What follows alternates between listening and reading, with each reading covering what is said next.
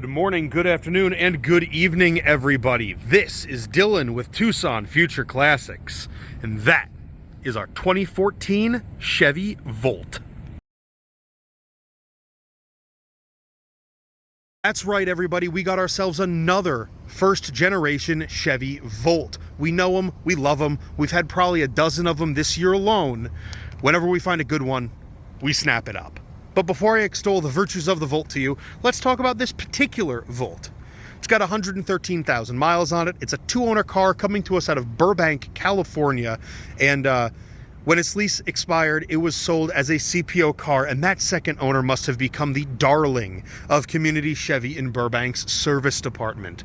Because looking at the Carfax vehicle history report on this, they bought every single upsell the service department put in front of them. They're like, hey, do you want to do these optional services? And they said, yep, all of them.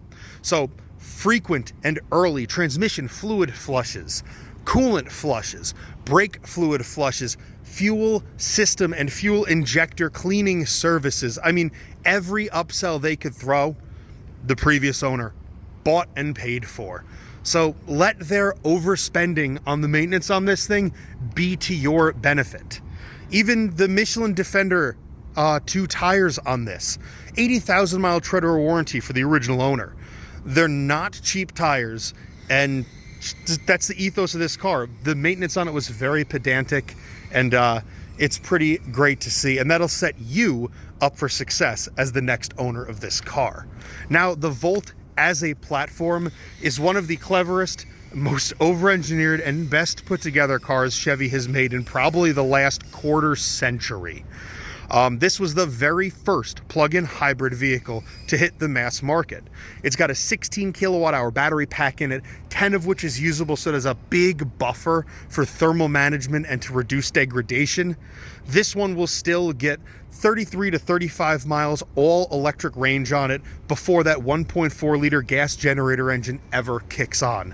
And when that does, it acts as a generator, and during high-speed highway cruising, it can connect directly to the wheels to be the most efficient.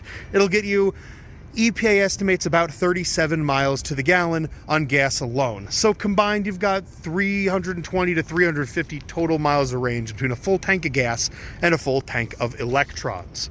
Anecdotally, I just bought my wife a 2013 with 195,000 miles on it about a month ago. So I personally trust this platform, and I'll show you why in just a second. Let's get under the hood, in the car, and out for a rip. Going up under the hood quick, I want to show you something cool. With the car on, if I pop the hood latch, it'll kick the gas motor on. It does that as a maintenance minder, or like a maintenance mode. So the gas engine runs with the hood up so you can keep track of everything more easily and check on stuff in real time. Now under here, it's pretty well set up, and I'll break it down to you. This is the coolant reservoir for the gas engine. This is the air cleaner for that gas engine. Check your oil here, add your oil there. Coolant reservoirs here and here. High voltage battery pack reservoir, inverter drive unit reservoir. This is that inverter drive unit and some of its wiring right here. This is your brake fluid reservoir there, fuse box is there, and your positive jump point is here, negative jump point is there because the battery is in the back. In front of the driver's door, you have got your standard J1772 charge port. This one runs level 1 and level 2 only. No DC fast charge on these first gen Volts. Something to note: to put gas in the Volt, press this button here. It'll show on the screen, wait to refuel. Because these Volts are designed to run for so long on electric only, the gasoline could get stale. So it is a pressurized tank to help prevent that from happening. So then you can just fuel this up like anything else. Important to note, Chevy does recommend and specify 91 octane premium because it keeps for longer. Putting the lift back on the Volt, there's a little electric button here. Up it comes. Now, because this is a lift back, you have a bunch of room back here. A surprising amount of cargo space for a car based on a Chevy Cruze, in fact. Good sized load floor down here. This opens up, you got a little extra storage here. You've got your tire inflator kit, so inflator and fixed flat goo. Couple little extra storage pockets for squirreling stuff away under that false floor. And up underneath here is your 12-volt accessory battery. Now you also have these little storage pockets here and here, keeping stuff out of sight and out of mind. And these split bucket seats, that 40-20-40 split buckets, drop flat. You've got your child seat top tether anchors there. Push in here and down it goes. So you'll see with both of them down, it creates a nearly flat load floor going forward. And yeah, these can swallow a surprising amount of stuff if you need them to. Getting into the back of the Volt, I've got this set up in the worst case scenario, so that's my own driver's seat. And you can see there is a decent amount of room back here. I'll flip the camera around. There you go. So I'm 6 foot tall, 6'1"-ish, 270 pounds. I'm not a little dude. I've got a good deal of headroom with the way the glass lifts up, good gut room, and pretty darn good knee room down here too. Chevy really did make the most of the space in here. Flipping it around, running the whole length of that center console, that's where your battery is. So this is a 2+2 bucket seat car. You got your cup holders here, got a 12-volt cigarette lighter outlet there, extra storage cubbies here, and in addition to the top tethers behind, you've got child seat anchors down below there. Again, very clever use of space to maximize occupant and battery room in this car. We're in the captain's seat. I'll show you quick. They've got a water bottle storage pocket built into the door pocket here that can even swallow this big Yeti cup. There's, not that you need it in the desert, but there's an umbrella pocket back in there. And I showed you the fuel filler button there. So let's get this thing fired all the way up. Now, these screens will flicker with my cell phone. It is not the car, it is my phone.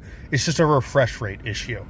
But now that we're settled in, you've got all the usual stuff. Your power windows here, power mirrors are here, and your power door locks are here on the center console.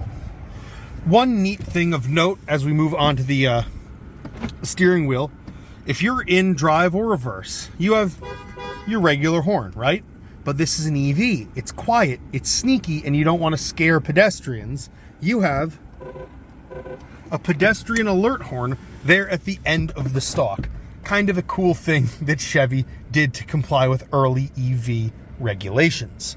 Now here on the wheel itself, super simple. Cruise control controls here, and then you've got your Bluetooth and your radio controls right here. This little dial here controls the center screen for your instrument cluster here, and I'll see if I can't keep it from flashing. There we go. So as you go through, it'll show you everything from your trip. The second trip is pretty cool, hasn't been reset in a lot of miles. It shows you a really good idea of the blend between gas and electric driving that you'll typically see out of these. Shows you remaining oil life, real-time tire pressures, there's a bunch of information there, and a real-time power split as well. So, moving on to your actual infotainment screen, one interesting thing Chevy did with this is these are haptic touch pads, not necessarily buttons, so you won't get the old school Chevy sticky button feel.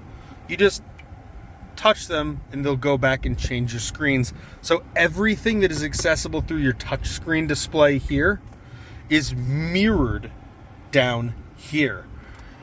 Eco settings showing everything from a bigger graphical display of the power split, estimated charging times, to energy consumption. And like, just to give you an idea, lifetime of this car, it's averaging 104 miles per gallon combined between gas and electric. So lots of information here. This drive mode button right down here, this car being a 2014 has got an additional drive mode that they started in 2015 called Hold. It's Hold State of Charge, and I'll explain that a bit more when we get driving. But it basically freezes your battery where it is and runs you on gasoline until you tell it otherwise. As for entertainment in here, there's a bunch of stuff going on. GM made this their tech demonstrator, so they absolutely packed it. But long and short, AM, FM, XM, USB and auxiliary in, Bluetooth, CD, and it even has like Pandora and Stitcher and just a bunch of stuff. I mean, they loaded these cars up with information. I mean, even if you have the Sirius XM subscription with data, it'll pull up real-time weather, fuel prices, movies, all sorts of stuff. It's really a technological tour de force in this. And there's a lot of cool, thoughtful things, like this little guy up here. little extra storage cubby with a cigarette lighter power outlet right up there on the dash. Moving down, this is your basic Prindle. Park, reverse, neutral, drive, and low. In the volts, low just commands full regen anytime you're not on the gas. So it kind of works like one pedal driving, but it's not perfect. It'll slow you down to about 5 miles an hour. Again, I'll show you that when we drive. But other than that, it's a pretty comfortable place to be. Lots of storage. Like, got this little pocket here. There's a pass-through that runs all the way through behind the shifter, which is, here in the desert, a great place for hiding a phone to keep it out of the sun and keep it from overheating. And then you've got your standard fare, like dual cup holders here, a pretty deep center console with another charge port there. USB and auxiliary line in are both under there. And this little tier in the back, if your remote battery ever dies, you set it on this part of the platform and it'll read it through a contacted reader. So a dead battery doesn't mean you can't use your car. Other than that, glove box, standard fare stuff. That's all the original books, which is kind of cool. And yeah, the cloth seats, for being dark in color, stay remarkably cool even in direct sun. And up here on top, you've got a manually adjusting dimming mirror. The sun visors do exactly what you would expect them to do. In, out, up, down, they light up. And then up here up top, you've got your 3 home buttons. So for, you know, garage door, gate, or something like that.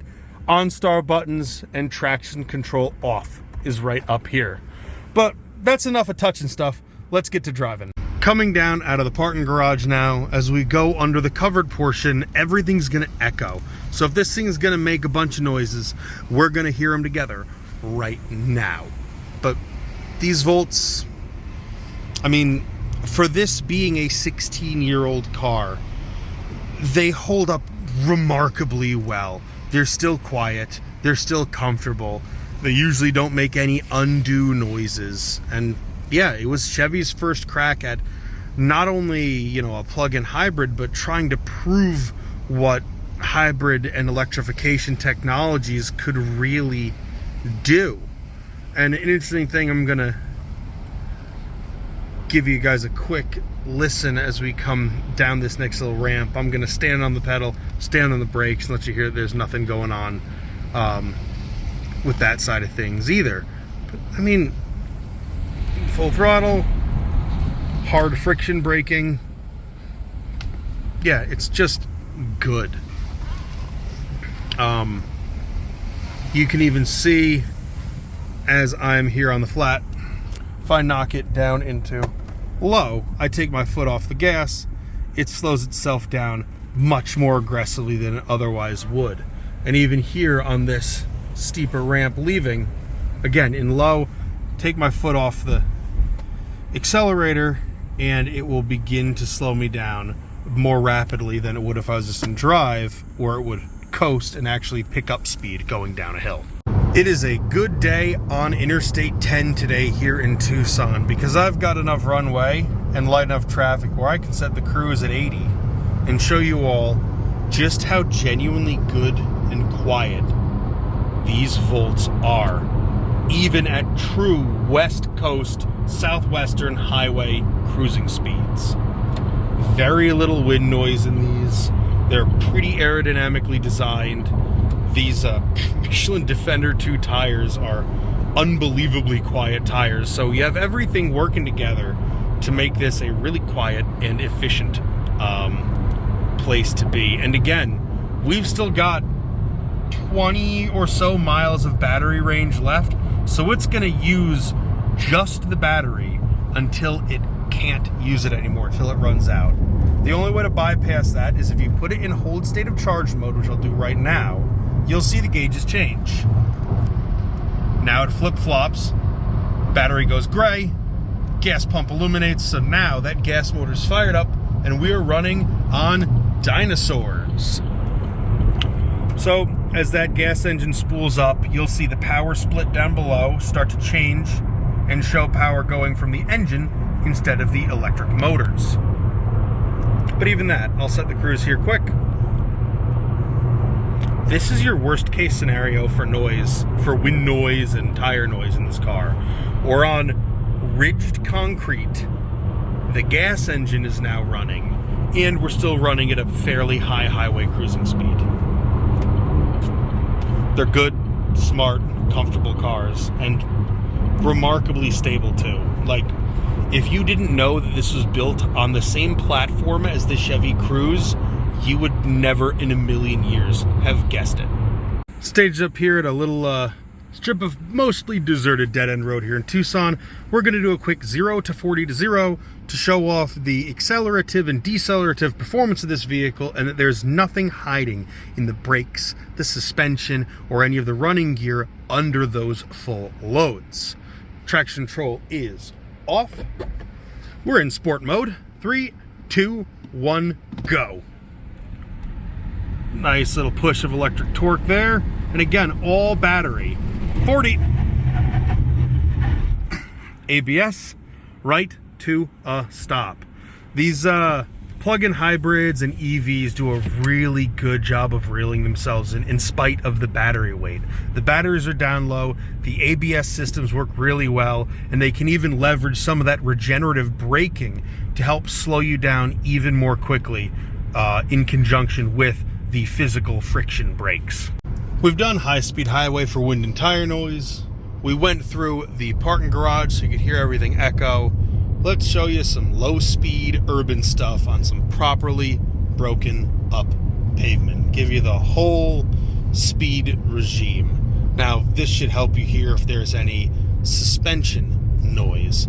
And as we go over all this broken up stuff, and kind of more indicative of your normal neighborhood drive or urban low-speed commute. So I'll start going down this pretty broken up little alleyway here. Manhole cover there, puddle by a speed bump. Soaks it up very nicely. Couple more speed bumps, and here are a couple craters in the middle of the road. Like, as you can hear, no real squeaks or rattles, clunks, anything really undue. Just the usual suspension noise that you get from a more open hatchback style vehicle. And again, these Michelin Defender 2 tires are just fantastic rubber to put on a car like this. They absorb, you know, road imperfections like this very nicely. They have a big sidewall, nice and stiff to handle the weight of the car. It's just a really well put together package all in. So yeah, this is kind of the worst case scenario for suspension noise on bad pavement, and I probably talked over most of the car's noises, so you know, they're good. Back at our lot to wrap everything up on the 2014 Volt. These plug-in hybrids, or to be pedantic, extended range electric vehicles, are still some of the best built cars GM has made in the last nearly 30 years. These are great if you either cannot or do not want to go fully EV, giving you enough electric range where you can do all your normal commuting duties without ever burning a drop of dinosaurs. But at a moment's notice, you can take a 1,000-mile road trip just by filling the tank. And we scanned the battery pack on this with the Voltage app. 16% degradation. That is 1% a year, which for plug-in hybrids and full EVs is pretty remarkably low degradation, just showing how overbuilt these cars really were. But to see what I'm on about, to experience this for yourselves, and to understand why I bought a nearly 200,000 mile example of one of these, come check it out in person. Follow the link in the description below, or call or text the number that is about to be on your screen to make an appointment. I can't wait to show this off to you, but until then, I've been Dylan, and we'll see you soon.